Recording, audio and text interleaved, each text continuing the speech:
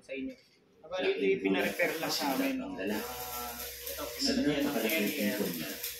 Magkano ang presyo natin dito sa carrier? Samantala, Yan, dito. tigil naman na Ano yan? illegal po nila 3.5 yan, may lata eh. 3.5. So, yan, malaro pag ipapagawa ng carrier. Ganito. Hindi 3.5 ito, mga idol. Tapos, ganoon talaga. ito, pinalagyan din niya ng hangin ng matanda. 3-star major. Yan. Yan. Pinalagyan niya ng pinto. Ito ay 2,000. Then, mga lod, ito, nilagyan namin ng stereo box. Yan. Yan, stereo niya.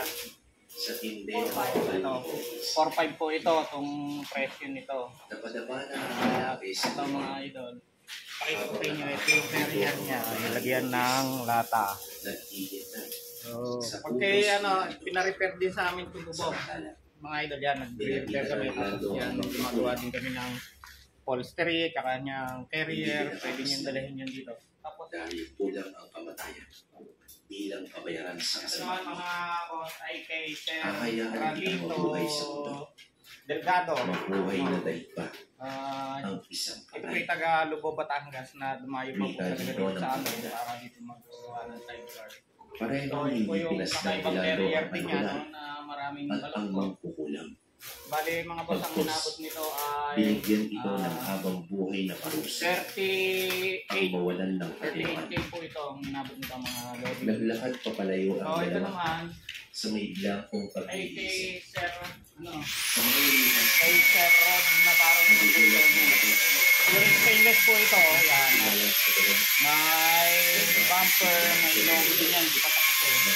So, pure stainless.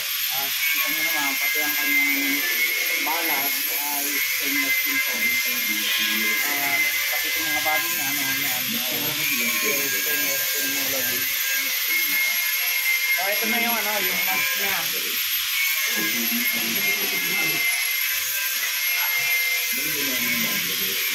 Ito yung mag. Malodi. Lado ito magalas dito. Hindi dapat ito nakakasali. Yan mga boss, siya.